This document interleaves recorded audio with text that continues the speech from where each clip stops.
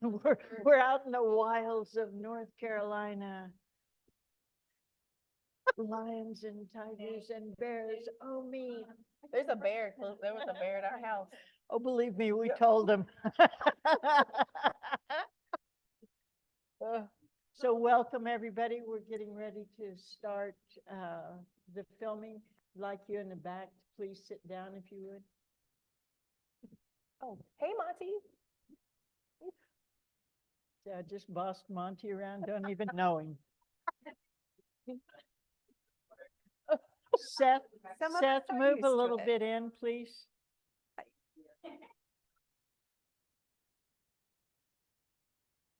Thank you. And we're going to do a 3, 2, 1. Hello, everyone. Thank you for being here. My name is Shannon Biggs. I'm the co-founder of Movement Rights, an Indigenous and women-led organization working on climate justice and the rights of nature. And I'm also on the executive committee for the Global Alliance for the Rights of Nature. I'm pleased to be here today at the Haw River State Park, North Carolina, to talk about the Yesah Tribunal on the Mountain Valley Pipeline and the rights of rivers taking place here tomorrow, June 1st. This event, which is convened by our partners at 7 Directions of Service, is the 12th local tribunal recognized by the International Rights of Nature Tribunal. It is also the first Indigenous-led tribunal in the world.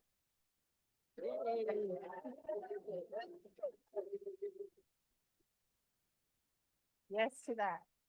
The Mountain Valley Pipeline is one of the most dangerous fossil fuel projects proposed in the United States, not only because of its massive scope, but it's the undemocratic way in which it was approved. This $6.6 billion pipeline was strongly opposed by communities throughout Appalachia and here in North Carolina, where it threatens to carry 2 billion cubic feet of fracked gas through wetlands, streams, rivers, and communities.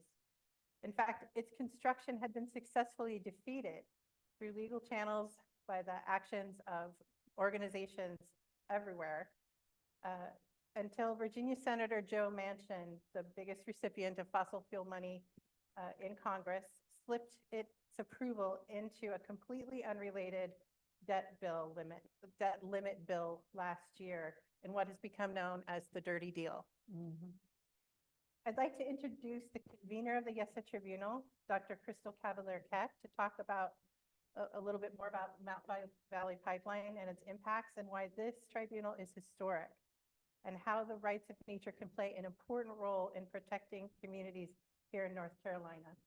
Dr. Cavalier-Keck is a member of the Occaneechi Band of the Saponi Nation and the co-founder of the North Carolina-based 7 Directions of Service. Crystal, thank you for being here. Thank you so much. Thank you for being here. Mikudamin Chen Kiyohe, Nahom Pipise, Mima Crystal, Mima Okanichi Saponi, Watiwa.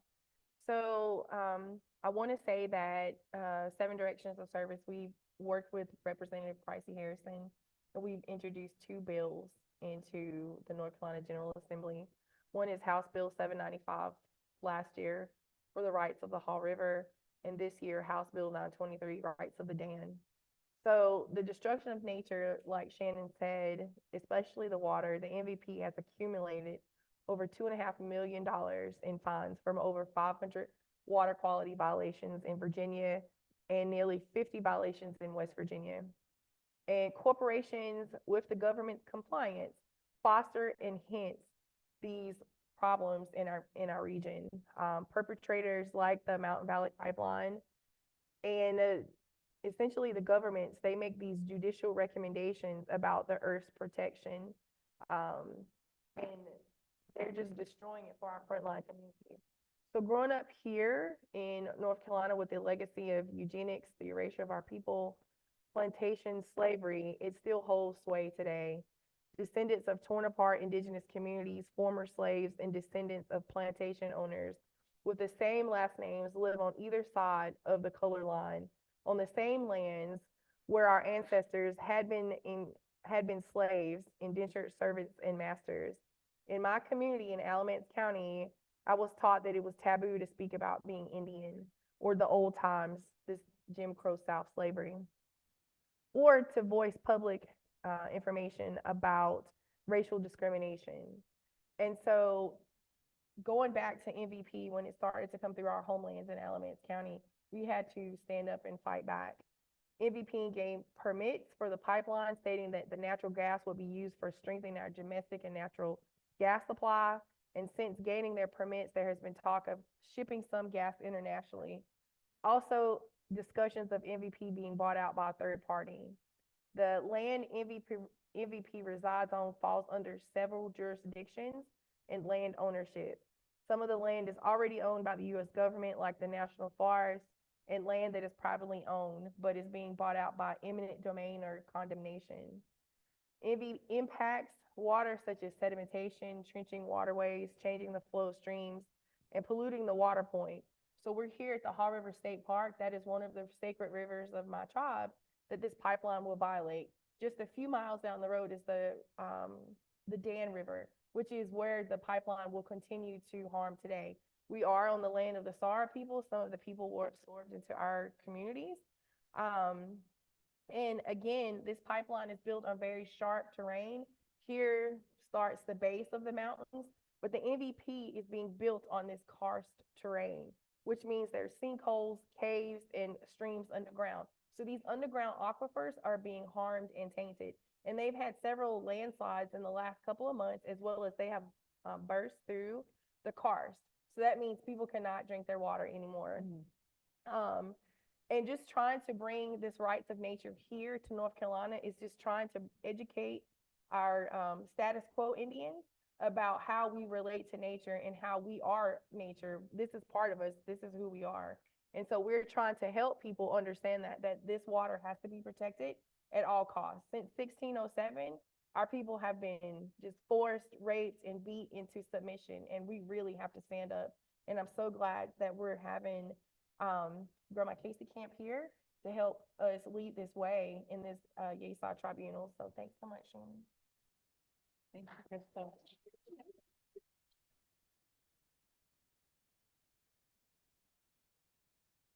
Rights of Nature is the fastest growing environmental movement globally in history.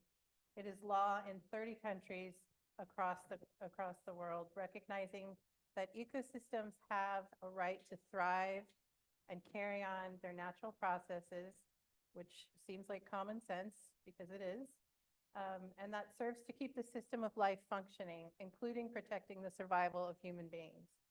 Along with us today is Casey Camp Horinek of the Ponca Nation of Oklahoma. Casey serves as the Ponca Environmental Ambassador and the drumkeeper for the Ponca Patata Women's Scout Dance Society. Casey also led her tribe to become the first in the United States to recognize rights of nature and rights of rivers into tribal law here in the United States.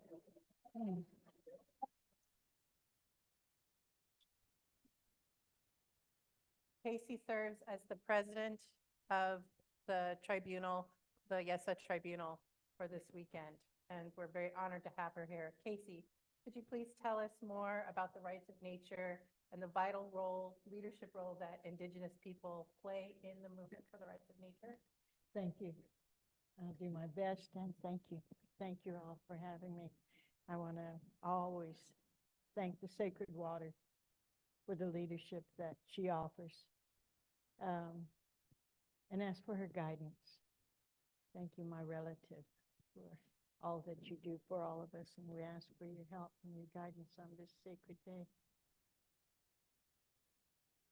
It's interesting to hear when someone says, Casey led the tribe, and in reality, it's the water, it's the earth, it's the relatives in whatever forms they might take that are part of the sacred system of life, that are part of what non-Indigenous people call nature, call resources, instead of sources of life.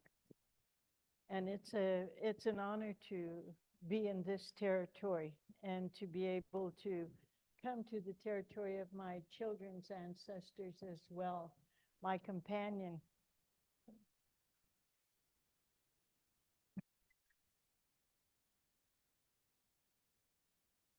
went to the spirit world in February and he was part Catawba. He had planned on being here on this day. So it makes it even more important and more sacred to come here and share with his ancestors and with the ancestors of my children and with the voices of the ancestors of the waters and the voices of the ancestors of the air and the voices of the ancestors that have gone back to the earth to talk about what is rights of nature in context with the Ha River. We went down this morning and we visited the waters with Jason. We walked on the earth here. We sat on the rocks. We looked at the trees and found the guidance to come in here today to share this moment across all of humanity, because we speak with human voice, but with the knowledge of the original instructions that were given to us that created these very bodies that we wear over our spirits. That the cellular knowledge and the blood memory of Crystal's people have led her to this particular time of crisis of the human species in its efforts to either self-destruct or to do as the indigenous leadership encourages and enables, to set a path forward for the 7 generations to come, the 7 generations that are the directions that you are in service of, that your very organization talks about.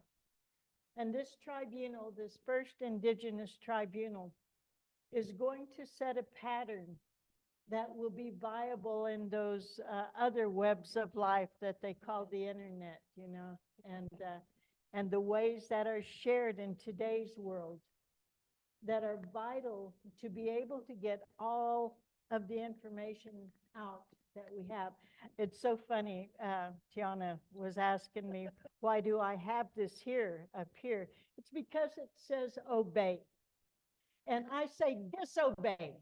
That's right.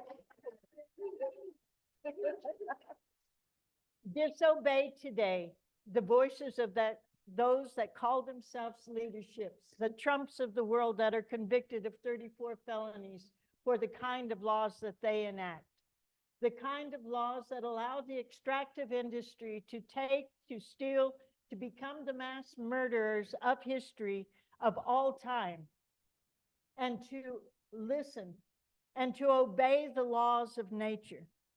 Those are the laws that are going to allow us to be able to continue as a species.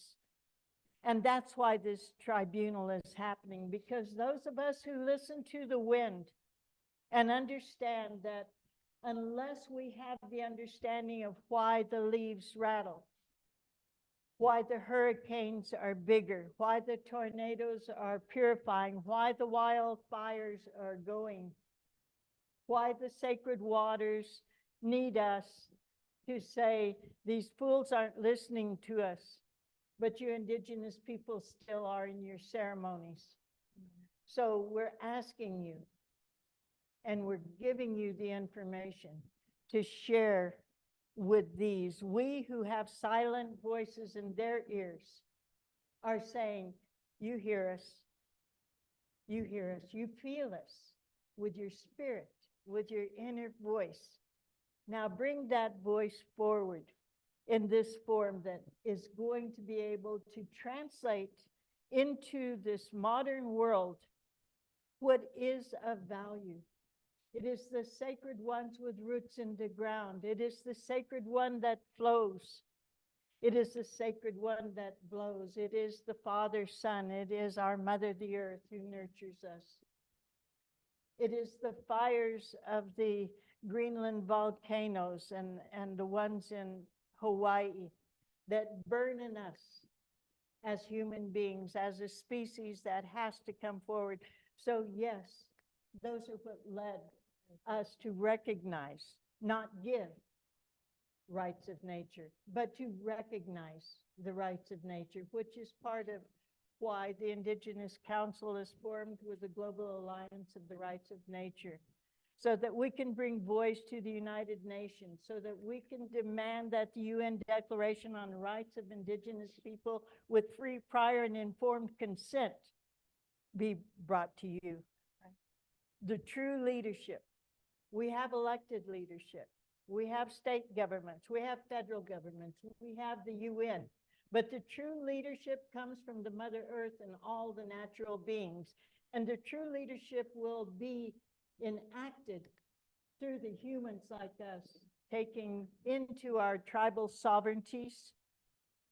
What does it mean to recognize the rights of nature, to stop ConocoPhillips 66 from the murdering, the environmental genocide of the Pongo? What does it take for Mountain Valley Pipeline to be stopped in this territory, to take care of the sacred waters, to engender all life, and to honor the generations to come? It takes us to act as that voice. It takes you and I. It takes all of us that are looking at this tribunal to say now is the time, because we have hit that precipice where we go this way or we rise up. Sean.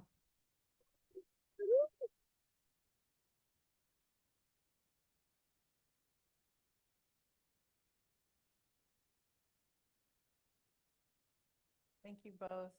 And thank you to the Yesah Tribunal judges and witnesses that are already love you. here, including the Earth Prosecutor, Pam Martin, and Secretariat of the International Tribunal on the Rights of Nature, Natalia Green from Ecuador. They're here to answer any questions for the press about the process and legality and any other aspects of the tribunal that you may have, which we'll do in just a few minutes. As we've heard, rights of nature is critical at this time in human history and desperately needed here in the United States. And it's important that we're here in North Carolina looking at the rights of nature at this ethical tribunal as a real and viable solution. This is not just a nice idea. This is about coming together to urge North Carolina and North American lawmakers and communities to follow in the footsteps of democratic countries around the world. We here in the US should be emboldened to consider rights of nature as not a radical solution, but as a common sense necessity for our future and well-being. As our speakers have noted, tomorrow's tribunal is historic, and it will be broadcast in English and in Spanish, available through the social media accounts of 7 Directions of Service, Movement Rights, the Global Alliance for the Rights of Nature, and the International Tribunal on the Rights of Nature, starting at 9 a.m. Eastern Time. We hope everyone will join us, and we thank you for joining us here today. At this time, I'd like to, as we close, I'd like to ask all of the judges, witnesses, experts, and the prosecutor to join us at the podium for a photo. And at that time, certainly welcome any questions for our panelists and any of the other judges and experts. Thank you very much. Thank you.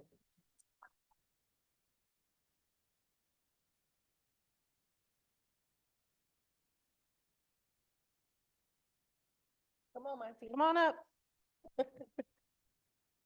Oh, we have to stand Yeah, up. do we have to stand? Actually, no. Oh, can you say? That is Okay. short. Natty short. That's hilarious. Is that all our judges? That we have here. Okay.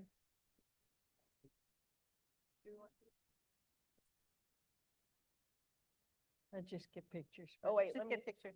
okay, hold on. Let me just make myself look nice.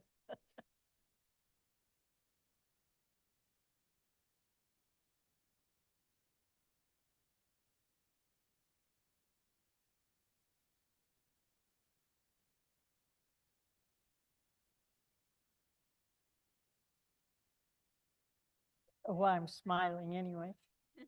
So look at these cameras. This is fun. Sorry. This is serious. Okay, what serious photo? Oh. I was just kidding.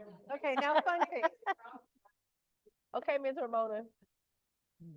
Serious. Okay, Oh, we're doing serious. serious now. We're gonna do a serious one.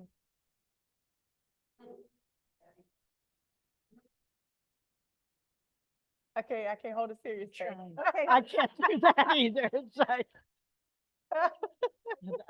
I'm trying. I'm trying, something I'm trying. It's not working. Somebody say Trump at me and then. disobey. Disobey.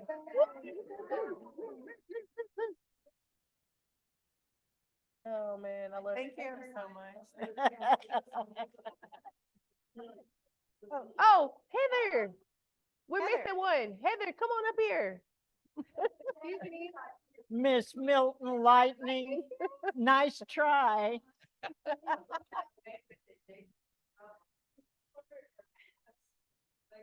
Heather, come on. Oh, she's so on me. And could we just ask the back panel to just briefly just introduce your name and what role you're playing at the tribunal? I'm gonna play Gran. Oh, my gosh, I love it. Besides your grandparent.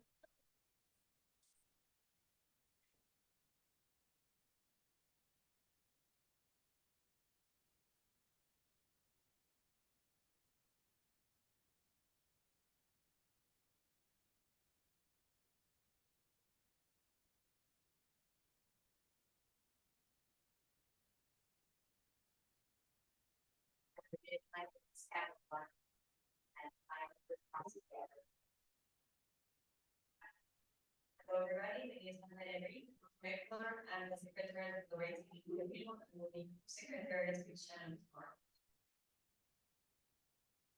We Boston, Boston Sharp, Boston Seeker, and morning, my name is Hartman, I'm the manager of the National Law, and I'm serving the role of judge. Actually, spell that out. The purple law. She's-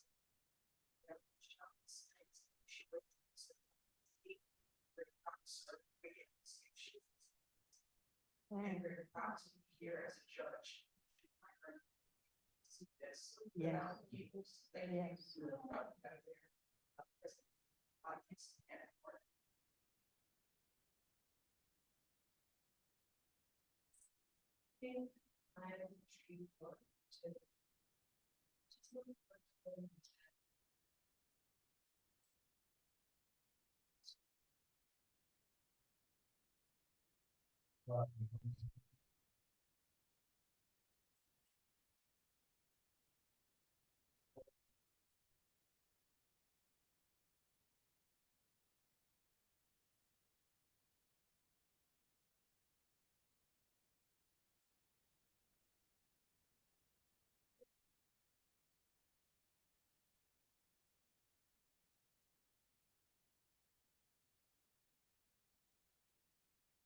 Here, and we look forward to seeing you all tomorrow.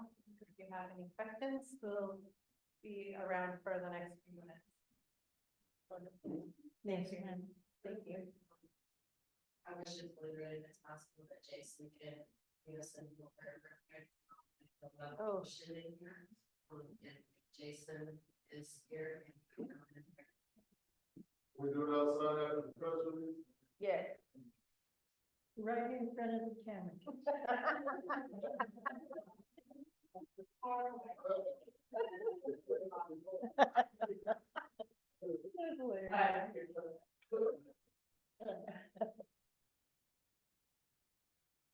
I'm wondering if the folks here can speak more to the connection between rights of nature as a legal strategy and the kinship worldview more broadly in thinking of nature as kin. I think that within the cosmology as well as within the legal structure that we created, recognizing the immutable rights of nature, the Ponca rights of nature, that in itself says what we need to say, that the statute is created to bring those that are doing the harm, in our case, ConocoPhillips 66, to all of the elements that naturally exist within the natural law, the immutable law, that we will recognize that law as the law that supersedes the law that human beings have made, by recognizing that we as humans are part of nature and not separate from nature, because that's the way that we've always had from the original laws that we were governed by before the colonizers came into our territory. And that by doing the same thing with the rights of the rivers, Niska, Nijide, that we recognize that the fracking industry, because we've also done a statute that puts a moratorium on fracking and injection wells. We've also done resolutions around stopping KXL and DAPL and many of the other pipelines that come through there. Because standing within sovereignty as indigenous people, we technically have the treaty rights with the 5 treaties that the U.S. has abrogated, the federal government has abrogated. We have not abrogated those. Those treaty rights still stand, and they are the supreme law of the land. And those treaty rights guarantee us the right to clean water, to be able to grow our own food that's not genetically modified, to be able to breathe the air, to be able to bring our children to birth, because in many cases we can't do that anymore. So the federal law, the statutes that are made that go through the whole nonsense of the Bureau of Indian Affairs and into the Department of Interior are standing on the natural laws. And in the same parallel universe as they exist, then we're going to enact the protection of all the things that give life and are life. Yep. No, I think it's great. Western law is very linear in nature. Our laws are very circular, and people just don't get that. And we have to, everything comes full circle. And I'm just trying to educate people in this community, especially our indigenous people who have forgotten their original instructions. Try to wake up a sleeping giant. That's what I'm trying to do. You know, as human beings, we could write laws that say night no longer follows day, that spring no longer follows winter, but it won't make it so. Fact of the matter is that the laws of the natural world will continue to operate as they do, whatever words we put on paper.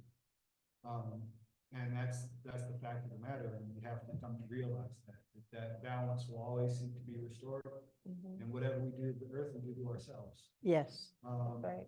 And if we can't figure that out and we try to write stories out of that, we will find ourselves in a world of trouble, which is where we are. I would just like to add that law in the United States and elsewhere, I don't think it's mic'd up, but sees nature as property, as human property. And that allows for the kinds of destruction that we see everywhere. And we live on a finite planet, and the rules of property allow for this just endless more destruction. And if we would like to continue to be a part of the system of life, which will go on without us, if it must, but if we would like to continue to stay and to be part of that in an ongoing way, we have to recognize that the natural laws will prevail, and that rights of nature, which is really comes out of and is embedded in the indigenous cosmology of understanding what our real role as human beings are within the system of life. That's what rights of nature seeks to correct and rebalance. And that is why it is happening all over the world, in countries. Ecuador was the first country to recognize rights of nature in its constitution. New Zealand, India, Costa Rica. I mean, there are, there are over 30. I won't list them all. And communities here and tribes especially have a really important leadership role to play in transforming our legal system here. And this tribunal, and the Yesah Tribunal, is an opportunity to really step into that world and to really look at what that would look like and how it could transform our relationship with the natural world, and also to change how decisions are made about things that threaten the natural world, like the Mountain Valley Pipeline. Thank you, Shannon. I would like to continue what Shannon has been saying and say, Crystal, we are waking up a monster. And it's actually 39 countries. A giant. A giant. A giant, Giant. big giant. 39 countries that have rights of nature, and I'm very proud to be here representing the first country in the world to recognize the rights of nature, and tell you that 16 years later, after the recognition of the rights of nature in Ecuador, we have been able to have more than 70 cases in favor of nature. We've been able to stop a mining company like Cavalier-Keck with 2 frogs. We have been able to, as a country, decide to permanently leave the oil underground in the most biodiverse place in the world, that is the Yesah National Park. So this is something that is happening. It's happening everywhere in the world, and I'm really, really thrilled to be here, seeing this development happening here. Thank So you. Thank you for the invitation. Thank you for coming. Yes. Hold on one second.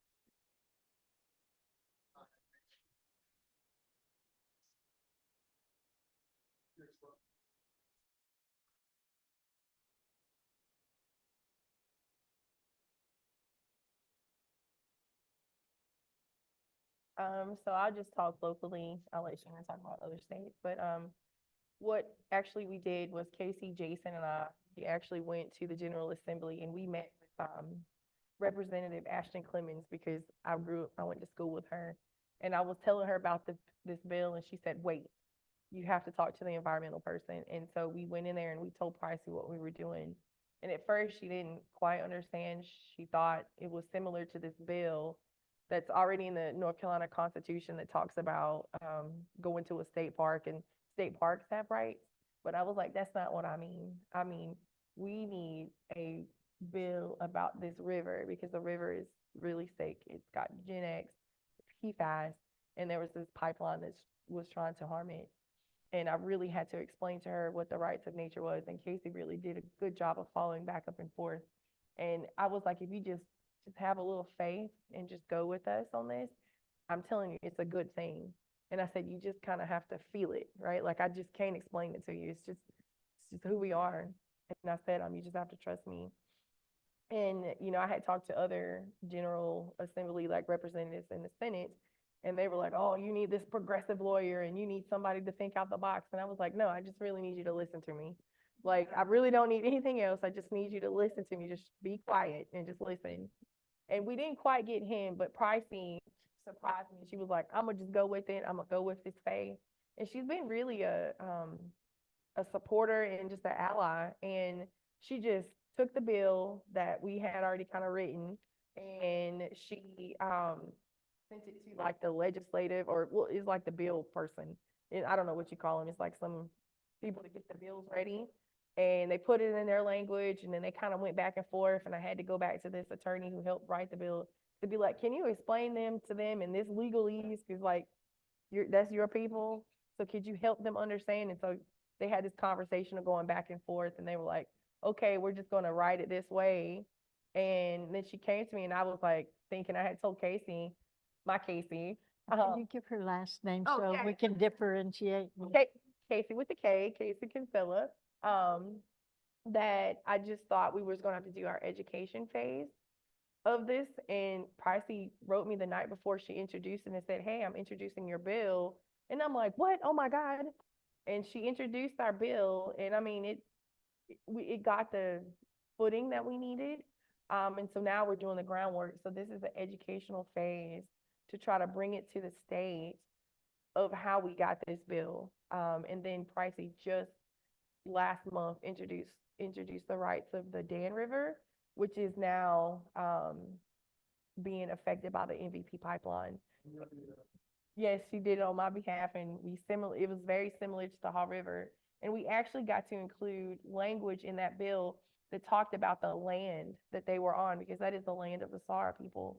And that was real important because our General Assembly here, even though we have a Commission of Indian Affairs, they really just don't get it. They don't get that we are part of nature and that this is how Indigenous people live. Like, people are so busy worrying about money and status and material things that they kind of take these small things for granted.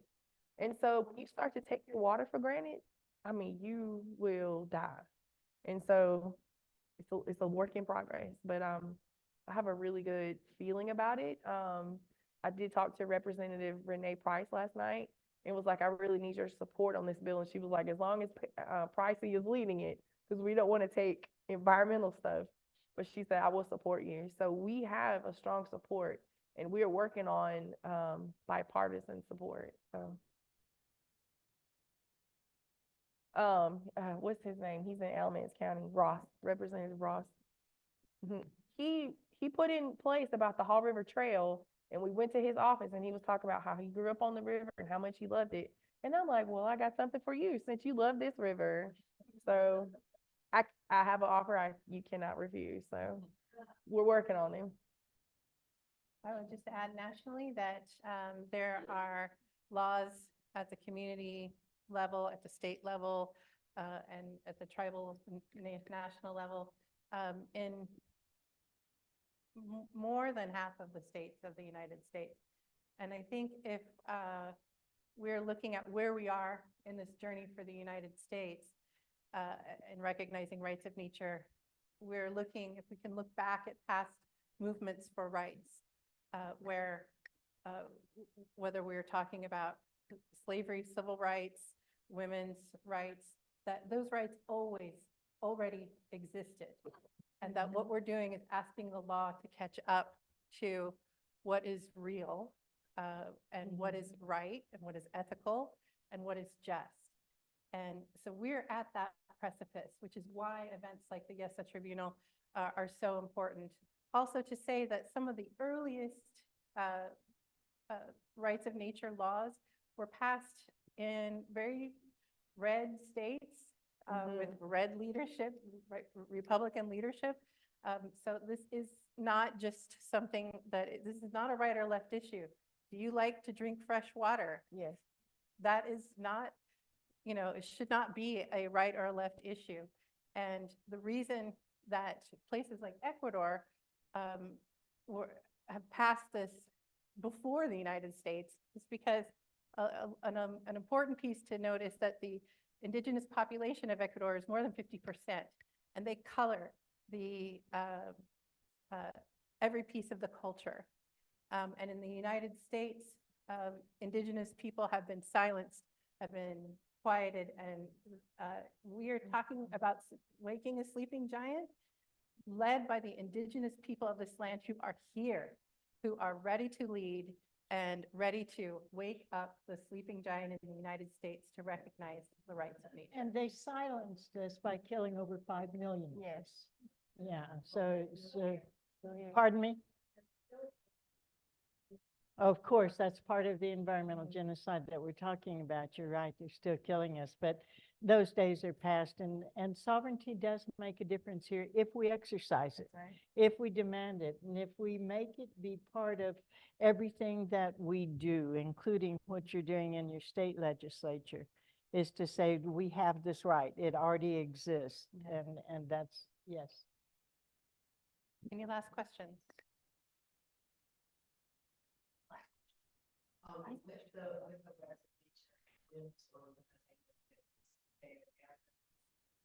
if they're gonna be like reparations, are they gonna have like fix the messes that they made, like you mentioned the genetics and the financial stuff that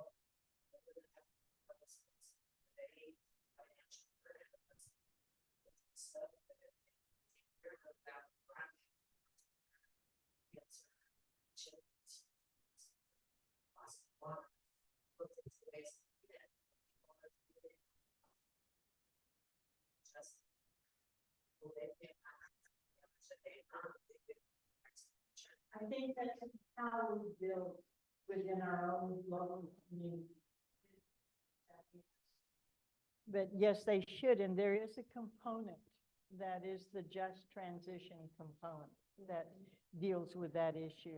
And it is how you build your own responses and you build your own ways of looking at what are rights of nature. Because we're in the same situation within the UN as well. There's a loss and damages fund that needs to be part of that just transition and to be started at the level of what's going on in indigenous territories.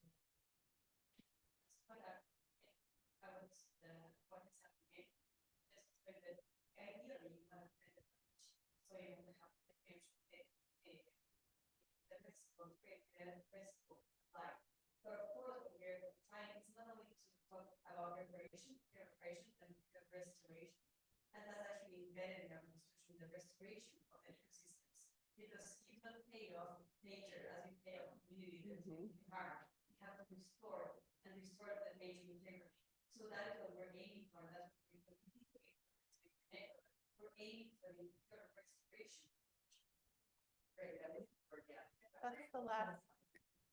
She has one question. The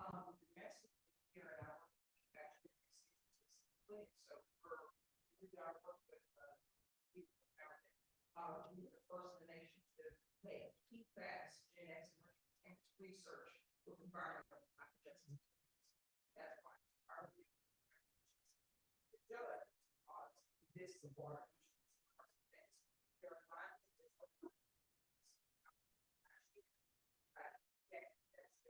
Every tribal nation, every indigenous community, what they can find is that folks are greater return applications. We've been able to compare those applications and provide technical assistance, and we've helped several communities in North Carolina go several directions, and these are the ones that deserve the money that's already been allocated to clean that up. There is a rule now, as of April, where every single water treatment plant has to clean out several emerging contaminants, as genetics and PFAS. So even the water treatment plant here has to, by 2026 to 2030, they have to clean it out. And there's been $1 million that's been paid for every one of the 66,000. But if movements like this aren't happening, they won't know that we're watching. They won't know that when November happens, whoever gets reelected in, they may divert that money. We either have to apply by November, or we have to get ready for the war. Whoever is reelected after November, that may take that money that has been allocated for us. It's already here. So this bill is going to clear with the money that's already sitting there to push this moment. Yeah. So we're going to take one more question. I also just want to note on that issue, if the press are interested, we also have members of the Mashpee Youth Assembly here who were instrumental in working with their tribe in Mashpee Wampanoag to recognize.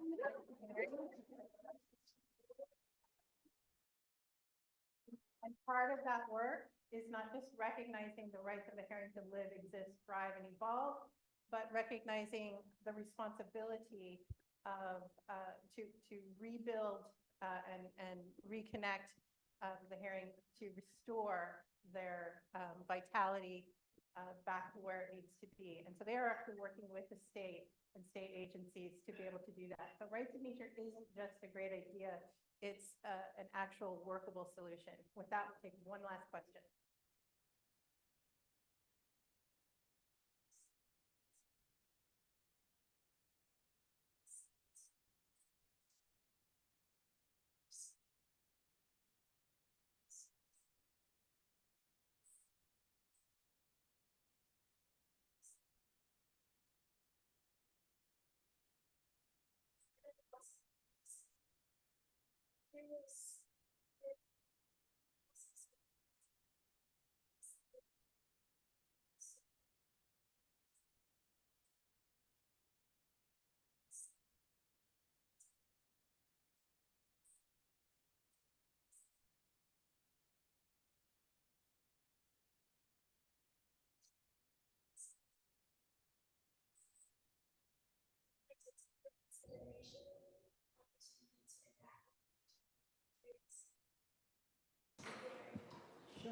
Yes.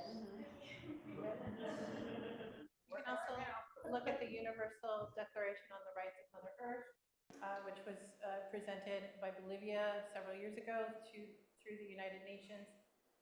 It takes a while for these things to happen, but it is. And to talk about the growth that's happening there, last year at the UN, the largest contingency was the oil and gas lobbyist, right?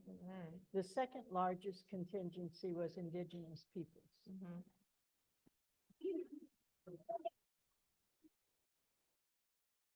Tomorrow, I have a few copies of the 100 United Nations Declaration on the Rights of Indigenous People. We will have it to pass out for people, so people who are not familiar with it will be able to read up on it. Thank you, everyone. Lunch. Lunch. Well, the prayer. Oh, we're making a prayer. Are you gonna do a prayer? Are you doing the prayer or Monty? Monty, you and Jason?